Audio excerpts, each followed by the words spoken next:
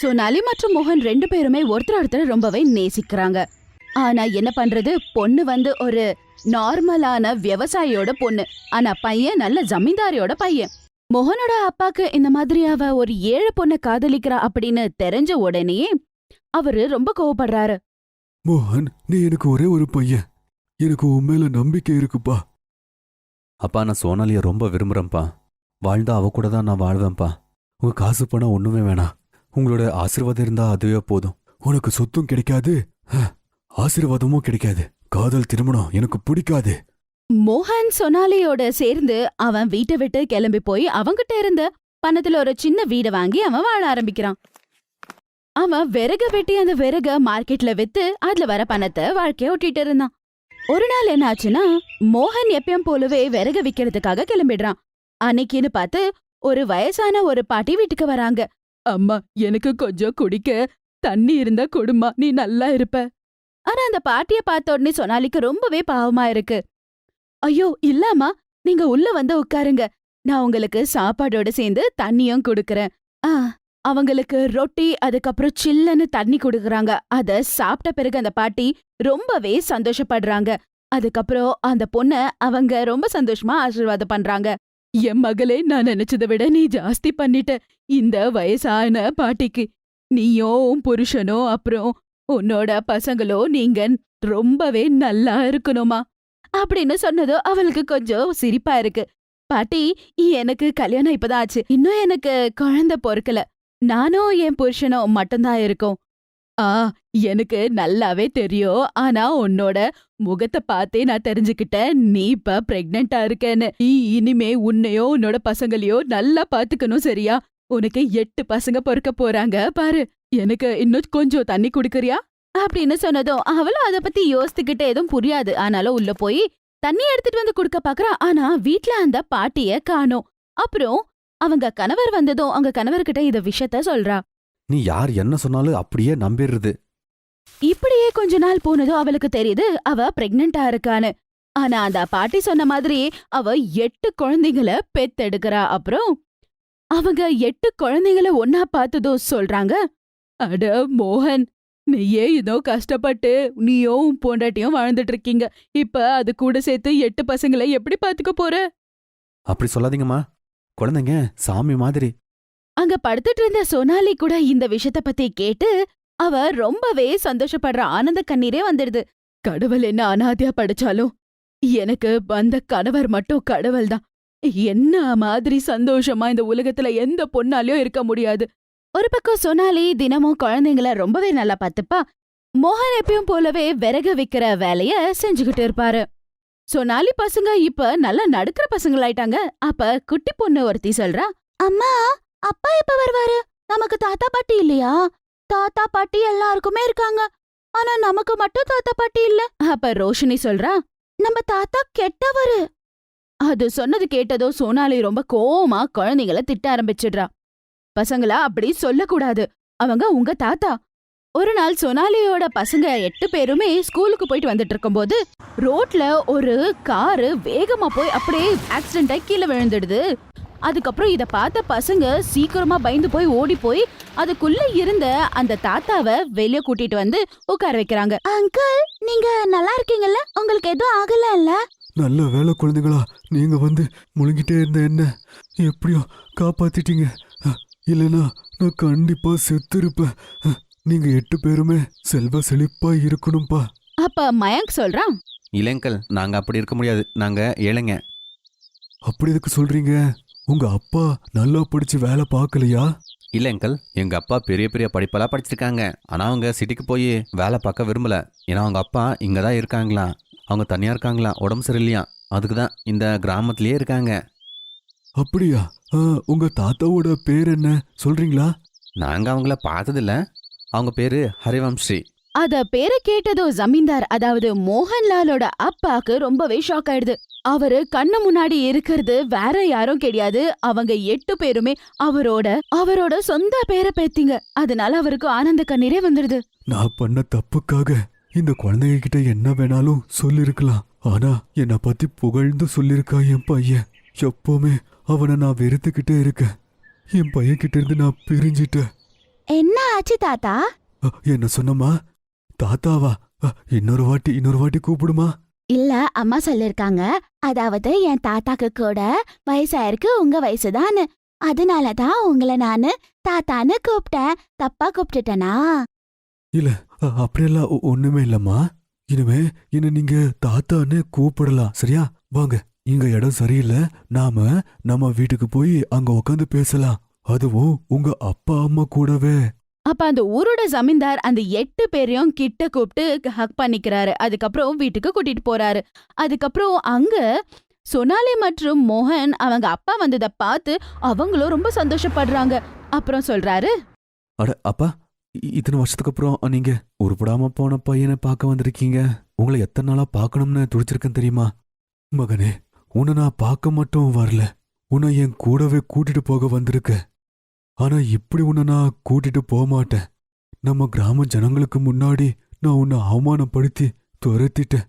அதனால உன்னை ஆடம்பரமா கிராமத்து ஜனக்கு முன்னாடியே நான் கூட்டிட்டு போவேன். இது உங்க அப்பாவா இவங்க தாத்தாவா எனக்கு ஆசை. மோகன் மற்றும் குடும்பத்தாளுங்க எல்லாருமே இத பத்தி கேட்டு ரொம்ப சந்தோஷப்பட்டு அதுக்கப்புறம் அப்பா கூடவே வீட்டுக்கு போறதுக்கு ரெடி ஆகுறாங்க. இப்ப அவங்களுக்கு தேவையான தாத்தா பாட்டி பாசமும் கிடைக்க போகுது. அப்புறம் அவங்க தாத்தா சும்மா இல்ல, அவங்க எல்லாரையும் ரொம்பவே கிராண்டா தூம் தாம்னு வீட்டுக்கு கூட்டிட்டு போறாரு.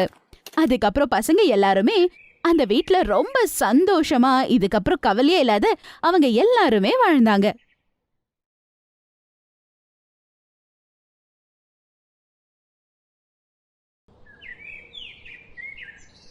காயத்ரிக்கு 2 மருமகள்கள். பெரிய மருமக ஏழை குடும்பத்தை சேர்ந்தவ, சின்ன மருமக பணக்கார குடும்பத்தை சேர்ந்தவ. 2 மருமகளும் கர்ப்பமா இருந்தாங்க. 2 பேருக்கும் 8 மாசம் முடிஞ்சிருந்துச்சு. காயத்ரி 2 மருமகளுக்கும் சீமந்தத்துக்கான ஏற்பாடு பண்ணிருந்தாங்க. 2 மருமகளுக்கும் நிறைய பரிசு வந்திருந்துச்சு. பணக்கார மருமகளோட அம்மா ஏழை மருமகளோட அம்மா கிட்ட அவங்க ஏழ்மையை காட்டி கிண்டல் பண்ணிக்கிட்டு இருந்தாங்க.